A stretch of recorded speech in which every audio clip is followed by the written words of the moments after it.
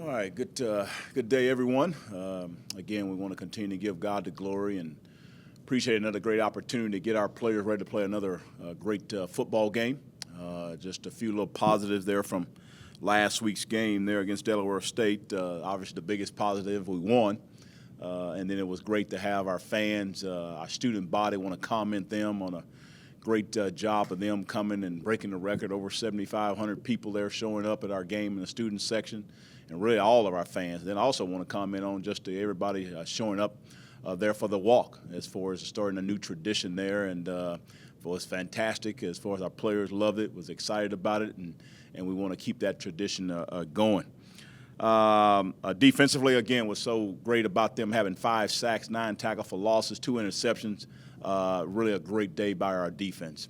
Offensively there, I thought that was pretty good. There's some things we got to get ironed out on. I think most of it will be penalties. There were some penalties on the defense and offensive side of it. I think those are the things that we need to improve. But, again, I think overall being the first ball game, very pleased as far as evaluating and looking at it. The last part of that would be special teams. I thought our punt was very good. I thought that our kickoff was solid.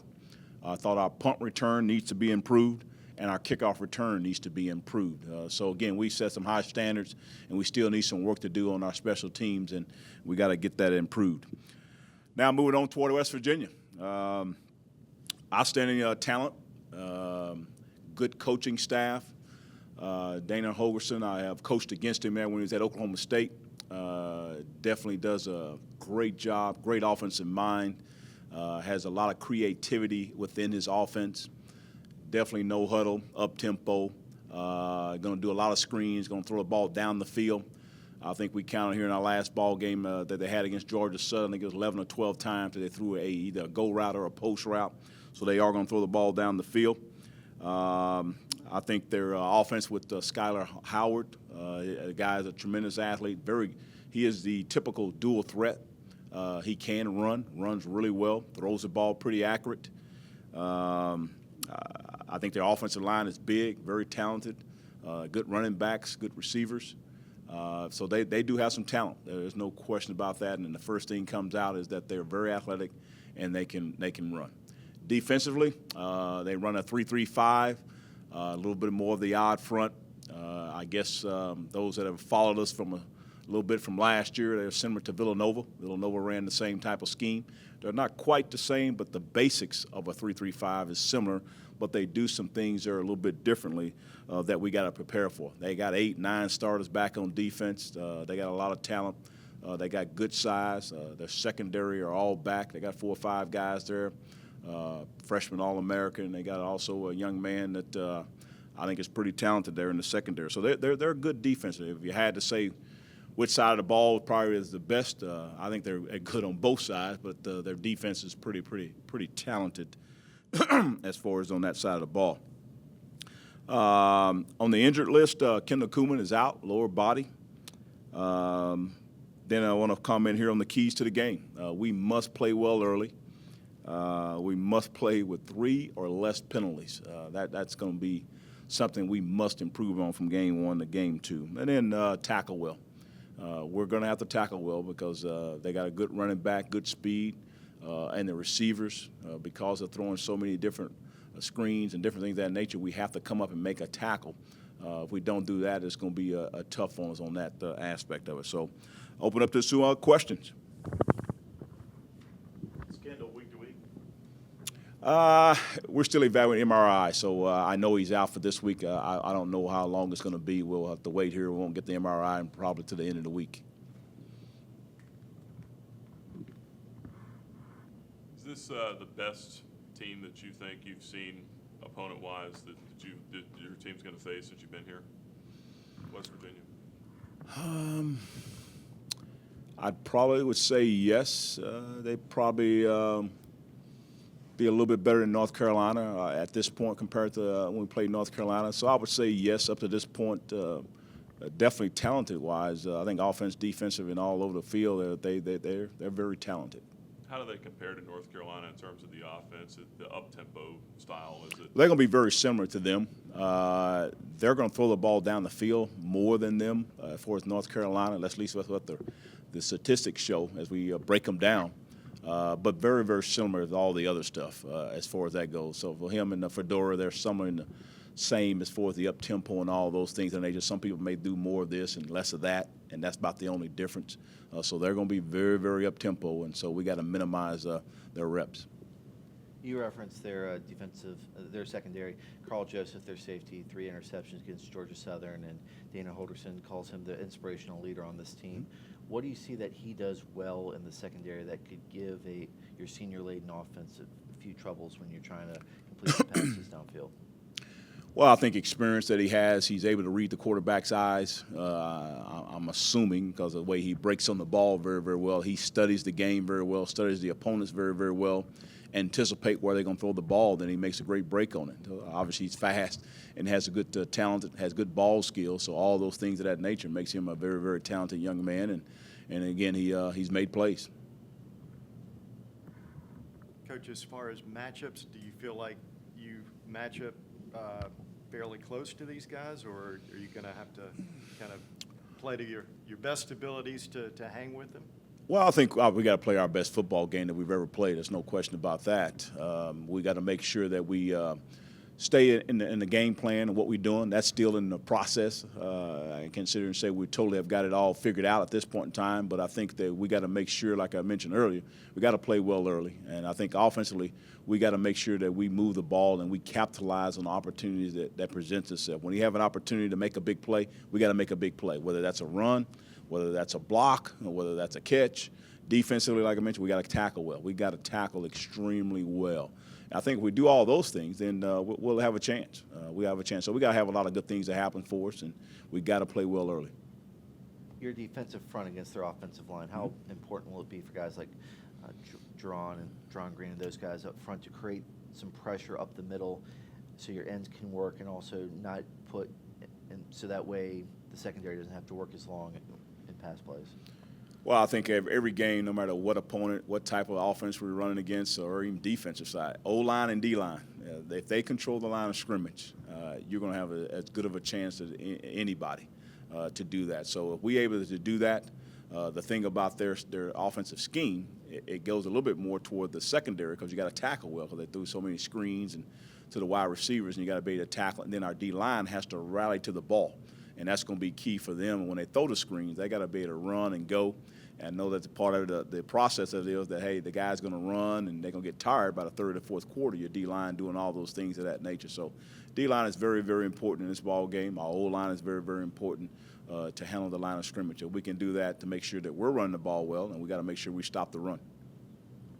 You mentioned you've seen Dana Holgerson before in the Big 12. Have you gone back to any of those old games that you coached against him, or have you talked to any coaches from the Big 12 in preparation for this? Oh, we always checking things out. We already got a whole lot of tape on him as far as what they've done there. He's been in West Virginia for a while now, so we don't have to go back all the way back as far as when he's coaching at the Big 12 conference. But, again, we do talk to different people and find out how they do things, how they attack it, how they don't attack it, how things they may adjust. And then we got to make it fit to what we are doing. We got to make it fit to what our guys can do. So you just can't all of a sudden just go and do something and then your player's not able to do it. So we've done all our homework and getting our guys the best preparation that we can. Coach, do you like this type of game going up against a Power 5 team to kind of see where you guys are moving forward, getting closer to conference play? Oh, it's an exciting time. Like any of us that are competitors, you want to play against the best. And this is a great opportunity for our football team, for our university exposure, and it's a great opportunity for us to go see where we're at and how we match up. And, again, it's a fun opportunity. Every game is a fun opportunity. And, again, whoever the name of the opponent, you just go out there and play the best that you can. The offensive line early against Delaware State got beat a few times. You had a few rushes for loss, but as the game progressed, got better. I think only 1 or 2 rushes for loss. How important will it be to not fall behind the chains early against West Virginia and be forced into passing situations where you can have more manageable second and third downs by getting good runs, good plays on first down? Well, no question as far as our offensive line and backs, tight ends, everybody is included in that when you talk about giving up some negative plays for us from our offensive point of view. And so our guys got to make sure our responsibilities are good, technique is good. A lot of times what happens is somebody's technique or there's somebody busted assignment is usually when you end up having tackles for losses. So we didn't have a whole lot of missed assignments. There was quite a few technique things that we still got to work on as far as our blocking and stopping the penetration as far as that goes. So, again, their defensive scheme, is something that causes confusion. We just hopefully that we can limit the confusion for our O-line. Coach, do you do anything to try and get ready for the atmosphere that you're going to see at West Virginia? Bigger crowds, wild fans? Can you do anything to kind of? Oh, I mean, the only thing that we're going to do is, having more noise around. We'll do a crowd noise, music, or whatever, just having that in the background. So, therefore, the communication is going to be key for our offense and defensive side of the ball to make sure that you got to be able to talk. You got to be able to have loud enunciation to make sure you're clearly are communicating well. And you may go to both, having the communication, but also hand signals. So, therefore, you have both scenarios going on so that your communication can be good on offense and defense. What's the story on Will Johnson and how he arrived here? Will Johnson was at West Virginia. I had recruited him when I was at Kansas, so I had went and watched him practice, so I knew of him. I had recruited him, so part of it already had somewhat of a little bit of a relationship with him. He chose to go to West Virginia. It didn't work out for him for whatever reason, and then he contacted us. And obviously, we were ecstatic that he, wanted to contact and possibly be a part of Liberty. And he came in and loved it, and we're glad we have him a part of it. Unfortunately, last year he had some health concerns on certain things of that nature. Wasn't quite to being 100%. This is probably the first time here in the last 3 to 4 weeks where he has been just about 100% and ready to go for to play some good football. So he's a very talented young man, and he's 100%. He's a good receiver, good blocker. And I think, he'll be a good football player for us. I know he's not tops on the depth chart, but with Kendall out, can we expect him to be on the field a little bit more this Saturday? Mm-hmm. Yes, yeah, he'll get more reps. We'll still be our rotation-wise as far as him and Cannon Smith will get the majority of the reps, whether we got one tight end in a game or we got two tight ends a game. He definitely will get more reps this week. Coach Nolan Spicer was a scratch last week. What can you tell us about him? He's out. I think he's a guy that we're talking about day to day to see what's going to happen with him. He has an injury, and we're still trying to figure that all out. I'm not going to go into the details of what it is per se, but it's just kind of a day to day with him to see if he's available. I don't think he's going to be ready to go this way. That's why I don't have him listed at this point in time. So it's just kind of a day to day, week to week to see if he's going to be able to come back and play. When you look at the spur position, how do you think it evolved last week, and obviously the up-tempo West Virginia Saturday? How do you think that's all going to play out? Well, I think it's obviously going to make us less substitutions. We don't have to take out a linebacker whenever they go different personnels and 3 wide receivers or 4 wide receivers. We already have our personnel already set, whether they're going to run the ball or throw the ball.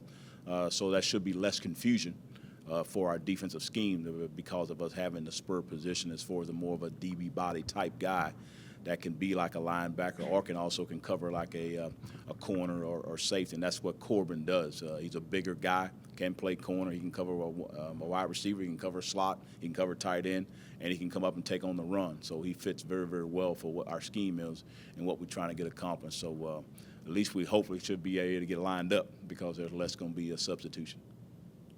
Were you happy with the amount of carries that both of your top running backs got? And do you see more of that against West Virginia, or will one back maybe get more carries this week than he did last week? Oh, I think we went into it just going to every series. We hadn't even talked into more details of what we're going to do this week. I'm estimating we're probably going to be similar, but again, there's no deal about not playing either one of them. So we're going to play them both. How many reps more than the other? I think it's a game by game deal. We feel very good about both of them, and they've been very, very productive, and we're going to need them both. As you watch the tape of the penalties, what led to a lot of those, you think, and then also with the blocked field goal, what happened there? As far as the penalties, I think some of them were a little bit, but they were aggressive. I think we had a couple of late hits on their quarterback situation there. We had a late hit on a running back falling down on him and those type of nature. So I'm not concerned about them. On the offensive side, had some holding penalties, and some of those things were good effort and all that. You're going to have that every once in a while. So I just think we just got to be a little bit more careful. We still want to be aggressive. I'm not going to tell our players not to continue to be aggressive. We're going to be aggressive, just got to be more technique-wise with your hands and more smarter as far as what you need to do as far as offensive and defensive for the unsportsmanlike conduct penalties of those type of nature. The field goal, it was a low kick. It was really more of that aspect of it. It wasn't a whole lot of penetration that we got from their defensive line, and every once in a while you have a low kick, and that's the way it happens. And he corrected the next time around and kicked the 52-yarder.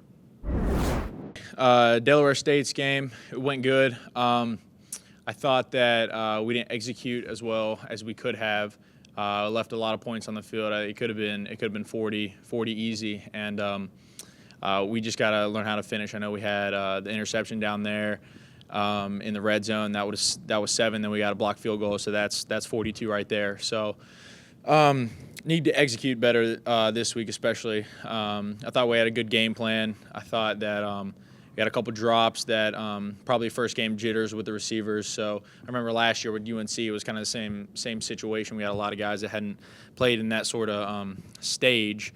So I think that was the big thing coming out of last week is we just need to concentrate a little more and make sure our mental assignments are limited going into West Virginia.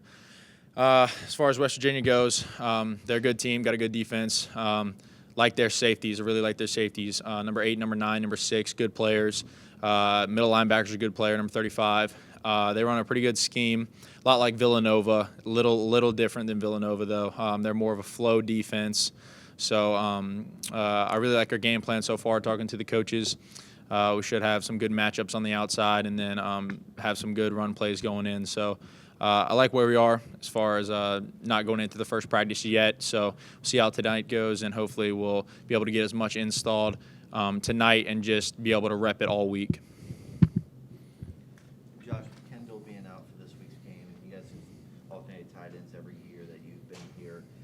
What's it been like trying to acclimate yourself to Cannon and Will and make sure that they're up to speed and ready to go against the West Virginia team that's going to look to shut down your wide receivers and try to continue to run it back? Yeah, they just got to be ready to go.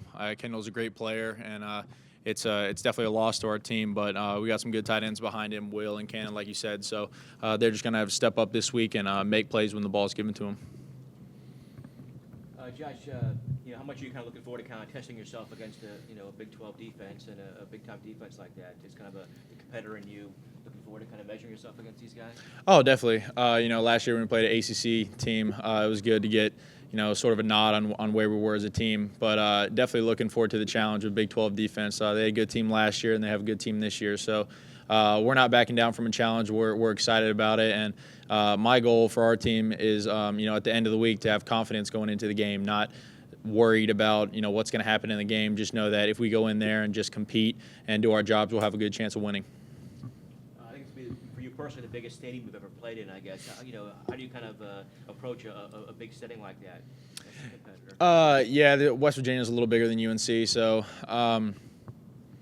to me, the crowd isn't really a factor. I know we'll have a lot of young guys that have never been in that sort of situation, and the big thing that I'm going to try to get to them is, a lot of you guys were guys that were overlooked by big-time schools like this. So when we go up and we play a team like this, you gotta play and show like you belong to play in this environment in the first place. So I think that's going to be the big thing for me is just getting our guys ready to go and focus so that we don't have, another lapse like last year in UNC when we had 3 turnovers in a row. We can't do that against this team. They're too good for that, and we need to play a real crisp game. Is that overlooking mentality your mentality as well, or is it a little different for you? No, I'm just going to go out and play my game. I like to think that, our offense is definitely good enough to compete with this team. So we just got to go out there and compete, and that's what I'm going to do too. I pride myself in being a competitor and being a leader, so that's what I got to do for this game, and we got to limit the mistakes and capitalize on theirs. Talk talked about turnovers. Carl Joseph, he's a guy, can he kind of take away sections of the field from you, or are you still going in there with the same confidence, attacking him just like anyone else? I don't know so much as if he's really a shutdown guy, more of an opportunist. When the ball comes to him, he makes plays on it. I wouldn't put him in the category as like an Ed Reed or someone who takes away half the field. I wouldn't put him in that category, but definitely if the ball gets near him, he's going to be able to make a play on it. He's sort of like Jacob Hagan last year. If the ball was in his area, he was going to be able to make a play. So he's definitely going to be part of our game plan. Like I said, they have two good safeties. He's number 8, and then number 9, the other safety, are both good players. So we're going to have to game plan for them and figure out ways to attack them, get on the perimeter, run it up inside, whatever we have to do to be successful. Is this kind of game fun for you? I mean, you play in a big stadium like that. Is this kind of a game that gets your juices flowing? Yeah, definitely. I mean, if you look at an FCS team compared to an FBS team, most of the time the big difference is not in their starters. Most of the time their starters are the same types of players, but really they're backups. So the depth is a little different for an FCS team as it is for an FBS team. So mentally going into this type of game, you have to understand that your players are probably just as good as their starters. So you're not sort of at a disadvantage as you are talent as you are in depth. So for me, I really like the challenge of going up there and playing a team like this, because it allows us to showcase our abilities and really display how good of a team we are too. Coach Gill talked about how important it was to get off to a good start, especially against a team like West Virginia. Yeah, definitely. I think that's the big thing. When you play a team with up-tempo, and especially us being FCS instead of FBS, if we get a lead, we need to maintain a lead and not hang around with them and keep it even at the end of the game. I think the big thing for a team, whenever you bump up a division or bump up a team that is not as big as you, you have to be ahead of them, not stay with them, because I don't know if any of you guys watched the Baylor game when they were playing SMU, but SMU was right with them the whole time, and then all of a sudden they scored 21 points and the game was out of reach. So when you're playing a team like that, you have to be ahead of them, not with them. With the transition of the Flames defense this year to the 4-2-5, how much does that help you in preparation that you get to practice against them when you face a West Virginia team that also runs five players in secondary, and get kind of that feel of the speed that you're going to see? Well, for starters, it's a completely different defense than we run, so it's not exactly the same type of looks coming from our defense. But as far as our defense goes, I think it's better for us because we're able to have more athletes on the field instead of always being in a nickel package and then rotating. We can always have 3 safeties in the game, so he's sort of a hybrid linebacker and safety guy, so he can play the nickel too. But yeah, West Virginia runs the 3-3 stack. Like I said, similar to Villanova, they have 5 DBs on the field and then 3 linemen. So it's going to be interesting to see what our game plan is. So far, like I said, I like what our coaches have put together, and hopefully we'll be able to execute it at a high level. You're going to try to get Will Johnson a couple balls this week? If he's open, I think that's a big thing with our offense is I don't try to force anything to anyone. If the first guy's not open, I just go to the second guy. I don't. Obviously, Petey is the X, so he's going to get more footballs than most of the guys just because that's how our offense is targeted around. But definitely not going to try to force it to Will just because he's from West Virginia or anything. Hopefully he'll have a good game, and I'll be able to give him the ball a couple times, though. You guys beat App State last year, and you guys beat some MAC teams in your history, but this is obviously a little different challenge. You guys are going to be huge underdogs on Saturday. How do you kind of approach this game knowing that, this is a tall order for you guys to be able to knock these guys off? Like I said earlier, I think you just have to get your guys ready to go and understand that, we're probably going to be just as talented as they are, and just the depth is going to be a little different. Their 2s are probably going to be a little better than our 2s, and so we're going to have to keep the ball in front of us and basically play mistake-free football. And then, like I said earlier, I got to get the guys going to where they got to understand that these are the types of schools that overlooked them. And if you really want to make a statement to them and saying that, they missed out on getting you in recruiting or getting you into their school, play well and do your job like you can. Their offense obviously looked pretty good against Georgia Southern. That was obviously a little more of a rout than people maybe thought going in. How do you score against these guys? Going back and watching the Georgia Southern film, they did a lot of things that sort of tailored to West Virginia's defense, to be honest. And I don't think we're going to run anything that is going to give them an advantage. And plus, their quarterback didn't play well. I think he had 4 interceptions. And anytime you throw 4 interceptions, you're not going to have a very good chance to win the football game. It's just way too many turnovers. So, like I said, we're going to have to play mistake-free, and our game plan will be solid, and we just have to execute it. Usually these type of teams, they have not only the depth advantage, like you said, but the size advantage too, and kind of wear down the opponent on the line of scrimmage, on both offense and defense. Is there going to be something in your mind about maybe I have to get rid of the ball a little quicker against this team, or how do you kind of deal with the size advantage that they have on the line of scrimmage? No, the size advantage won't be an issue. Our offensive line is big, just as big as anyone else out there, so that's not going to be an issue. And getting the ball out a little quicker, that just depends on what kind of defense they're running. I mean, if they blitz, obviously I need to get the ball out a little quicker, but if they just rush 3, I'll be able to sit in the pocket and read the defense, so that shouldn't be an issue. How'd it go this past Saturday with 2 new offensive linemen, especially new center? It was good. I thought our offensive line played really solid. Couple of mistakes, but like I said, with the wide receivers, it was first game jitters. Plus, Lucas and Mike really had never played any college football except for special teams and stuff. So it was good to finally get them in some game experience to where they could, get some game reps and not just practice reps against the defense where they know our snap count, they know all our calls and stuff. So it was good for our offense, and I think overall we did a pretty good job on offense. How is that chemistry developing with you and Lucas there at the center spot? Good. We've always been really good friends, and he's a smart player, so it's really easy for us to be on the same page with things. Josh, if Liberty can pull off the win Saturday, how big of an upset would you consider that? Personally, if you just look at it, an FCS school beating FBS school, anytime that happens, that's particularly an upset. So, obviously, being a competitor, I don't think that would be an upset because I would always like to think that I'm going to win whatever I do. But just like I said, looking at it from FCS to FBS, it would definitely be a big upset for us. If you look at some of these, obviously, whenever an FCS team like last Saturday beats a Washington State or beats a Kansas, it kind of opens eyes around the country and gets everyone talking. Are you guys aware of those kind of games from last Saturday that kind of give you guys some hope, I guess, or do you point to the App State game last year? Or? Yeah, definitely. And like I said previously, starters are just as good. It's when you start getting into the depth is when you really see a difference. And if you can get your starters to play better than their starters, you're going to have a pretty good chance to win the football game. And I guess also probably the smart player in you is also probably thinking maybe to this game that even if you lose, if you get killed, I mean this doesn't this is a game kind of in of itself. Your team goals and your big games as far as making the FCS playoff again, that's all still down the road and still lies ahead of you. I guess you kind of look at this as whatever happens, it doesn't really affect the rest of your season. No, that's not how we're looking at it this year. We realize that this team is probably the best team that we're going to have at Liberty since I've been here. So we want to win every football game. There's no, this game doesn't really matter. We want to make a statement to every game we play, regardless of the level of competition. So it matters to us. I don't think you can talk to any competitor and saying that competition or that win or that loss didn't matter. So that's a non-factor in this game. We want to win, and that's what we're going up there to do. We're not going up there to have a good showing and just get through the game. We're going up there to win. Josh, as a quarterback, do you cringe when you see what happened to Michael Brewer last night with a broken collarbone?